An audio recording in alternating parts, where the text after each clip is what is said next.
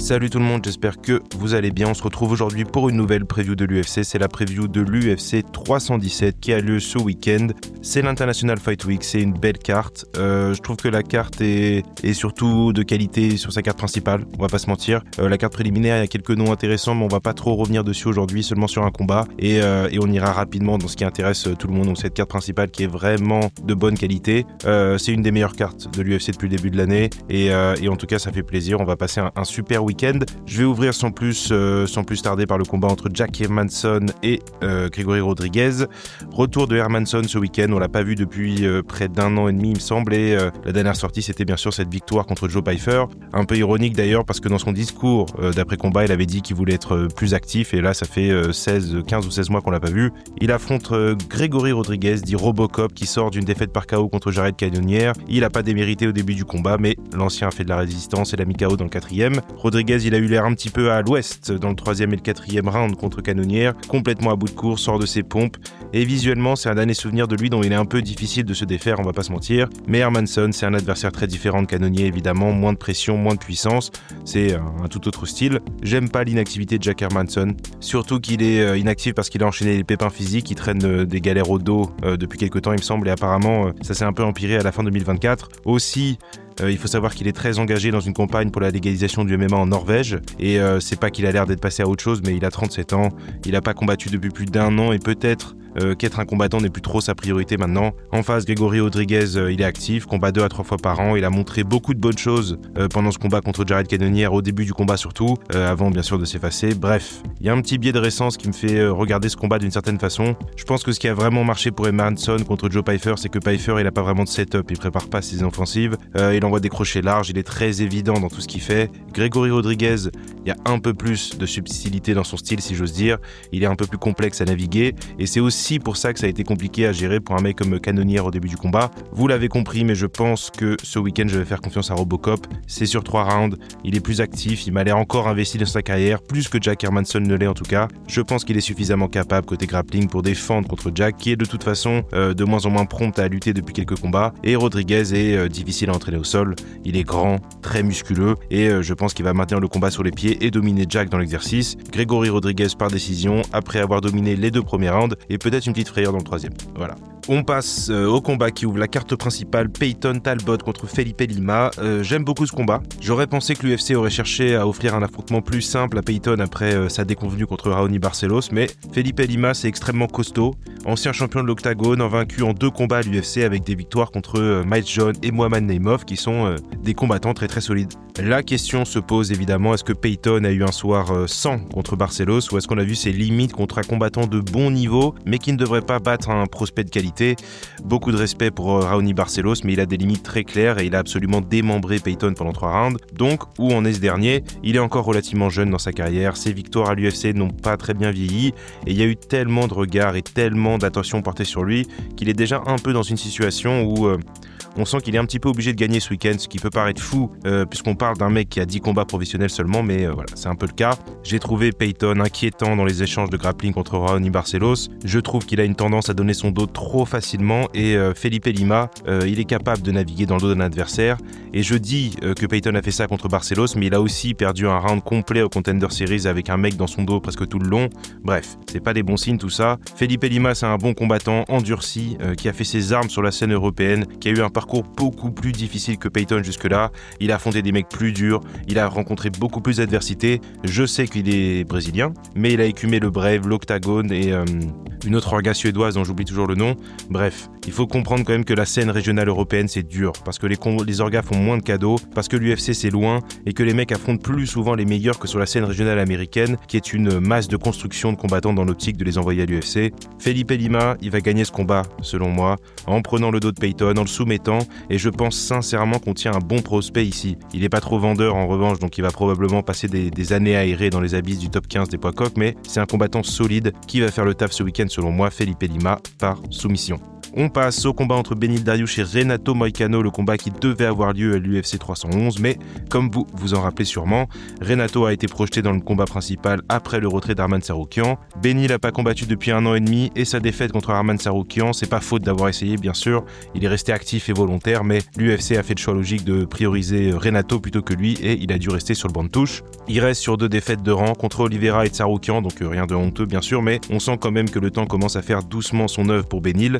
Je pense que beaucoup de personnes l'enterrent trop vite en revanche, voilà, il vient juste d'avoir 36 ans, il a perdu que contre l'élite de l'élite et il faut faire attention à Dariush, il a toujours de beaux restes. En face, Renato sort de cette défaite contre Islam Makhachev qui n'a pas surpris grand monde, mais avant ça il était sur une série de 4 victoires, dont bien sûr cette victoire écrasante contre notre français Benoît Saint-Denis à Paris. Ils ont le même âge, même si on a l'impression que Beneil a 10 ans de plus que lui, Moicano c'est un cas intéressant parce qu'il a l'air quand même plus frais dans sa carrière.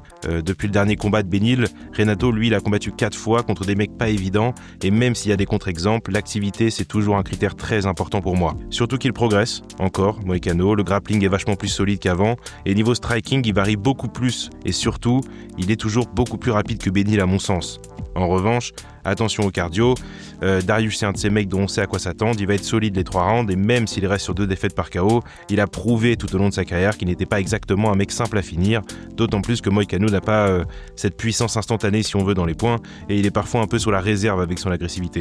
Beneil c'est un gars complexe à déchiffrer, on l'a vu contre Gamrot, il peut tenir n'importe qui dans les scrumbles, il est très efficient et surtout il tient la distance, ce qui n'est pas le cas de beaucoup de gars quand ils affrontent des gros grappleurs. Je le trouve un peu lent sur les pieds en revanche, souvent un peu évident dans ce qu'il fait, notamment quand il essaie de maintenir un mec à distance avec ses kicks, on les voit arriver à 1000 à l'heure, à 1000 km pardon, mais là où il devient très dangereux, c'est quand il trouve sa distance, quand il a la place pour imposer son rythme, et certains gars ont du mal avec son style qui donne parfois l'impression qu'il a un peu réponse à tout.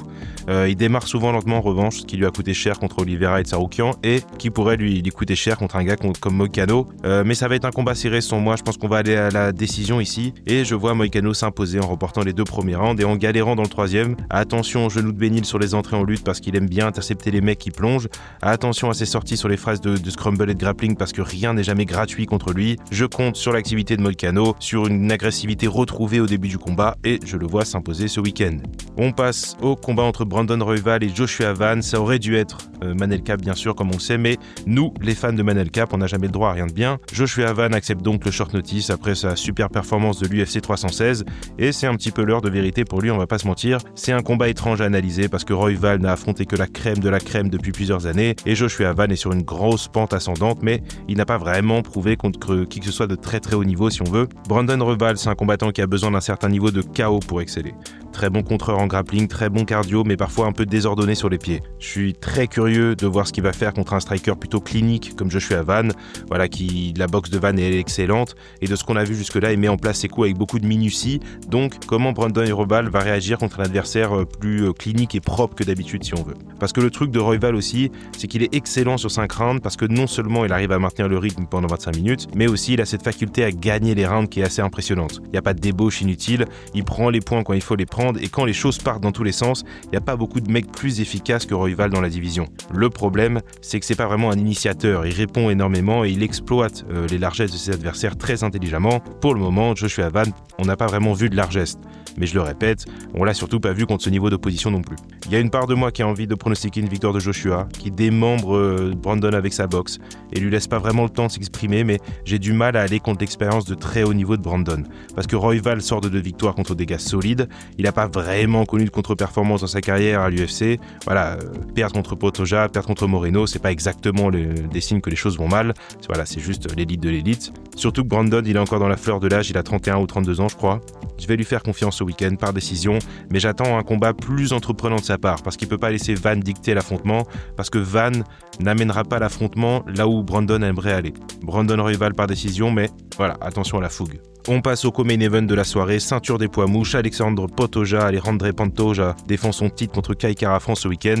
C'est un très beau combat sur le papier, une revanche d'un combat qui avait déjà eu lieu lors de The Ultimate Fighter en 2016. Pantoja s'était imposé par décision, mais voilà, il s'est passé énormément de choses depuis. Kai Kara-France, il a un peu une carrière en dents de scie, et surtout il a des problèmes assez récurrents, notamment contre les combattants qui essayent de constamment l'emmener au sol. Et évidemment, il a de la force dans les poings.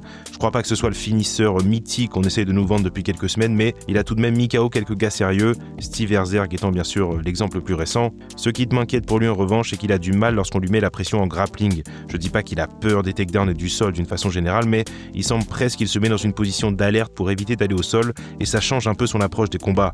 Il envoie moins de coups, sa boxe disparaît un peu et il perd beaucoup de rounds comme ça. Pantoja, c'est le chaos absolu. On est arrivé à un point où il est excellent partout et où il excelle surtout dans tout type de scénario de combat.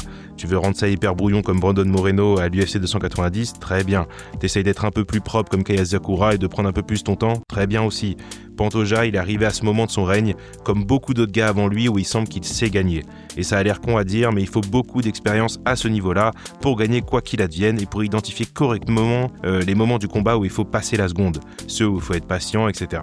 On pourrait résumer ça en Fight IQ, mais Pantoja sait le faire intelligemment et dans ce qui peut sembler parfois un peu brouillon et chaotique sans aucun sens. Kai Kara-France peut mettre KO Pantoja, c'est possible, c'est jamais arrivé dans la carrière du Brésilien, mais il y a un début à tout et aucun menton n'est infaillible. En revanche, Pantoja a beaucoup plus de chemin vers la victoire que lui et son momentum est absolument titanesque.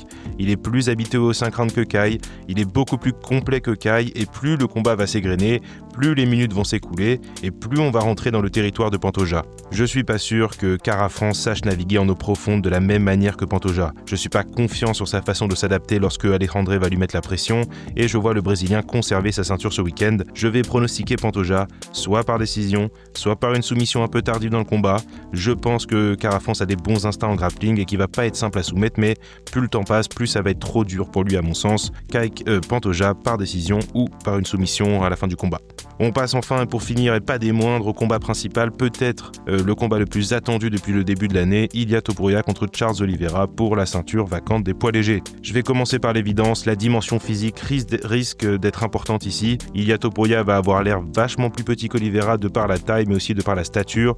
Charles c'est un beau bébé maintenant en léger, il s'est installé dans la catégorie depuis longtemps et Topuria n'était pas particulièrement massif pour un poids plume. Je me questionne sur la façon dont va se transcrire sa puissance chez les légers. Il avait une puissance démentielle dans les points pour un plume, mais dans une catégorie au-dessus, à quel point est-ce qu'il va réussir à simplement mettre KO des mecs? Surtout que même si Charles peut être envoyé au tapis, il l'a été à de multiples reprises dans sa carrière, ce n'est pas un mec simple à mettre KO sèchement, même maintenant que le temps commence un petit peu à faire son œuvre si on veut. Le Brésilien pourrait se contenter de jouer le jeu physique, de coller Ilia contre la cage, de faire peser son poids et sa taille sur lui, mais c'est pas vraiment son style et je crois pas qu'on va avoir droit à un Charles tactique ce week-end. C'est pour ça que je vais pronostiquer une victoire d'Ilia Topuria, parce que je pense qu'Oliveira va vouloir faire de la guerre avec lui, et je pense pas que ce soit le chemin vers la victoire le plus aisé pour Charles. Mais c'est sûrement ce qu'il va faire quand même. Je trouve que Charles ralentit depuis quelques combats, il a eu une carrière pleine, et j'ai un petit peu le sentiment que ça commence à lui peser. Il a eu un combat étrange contre Chandler, oui il domine l'affrontement, mais non seulement il se fait attraper par moments, mais il a eu du mal à être décisif quand ça compte, à être tranchant, et c'est pas bon signe pour moi lorsque Chandler se fait absolument massacrer par Paddy Pimblett quelques mois après. Il y a des limites à quel point tu peux te faire toucher durement à chaque combat et te relever, et j'ai peur que Ilia Topuria soit le combat où les dégâts vont finir par être de trop pour le Brésilien. Topuria est hyper propre sur les pieds, que ce soit offensivement ou défensivement, sa boxe est létale et je fais aussi le pari qu'il parviendra à défendre les takedowns et qu'il repoussera les tentatives de grappling d'Oliveira parce qu'il va arriver plus petit certes, mais plus compact avec un centre de gravité bas et il va s'en servir pour défendre intelligemment, planter ses appuis au sol et défendre. Je pense qu'Oliveira va prendre un KO ce week-end. Et croyez-moi, il n'y a rien qui me ferait plus plaisir que de le voir gagner, mais j'ai un mauvais sentiment sur ce combat. Topuria par KO ce week-end, ce sera mon pronostic. Et voilà. N'hésitez pas à me dire ce que vous en pensez de cette carte de l'UFC 317. Qui est-ce que vous voyez remporter quel combat et nous, en tout cas, on se reparle bientôt. Il y aura peut-être une review un peu tardive parce que je vais me la faire en live avec des potes sûrement. Donc voilà, ce ne sera pas la priorité pour moi de faire la vidéo. Mais en tout cas, n'hésitez pas à commenter, à vous abonner comme d'habitude. Et nous, on se reparle bientôt. Salut les gars.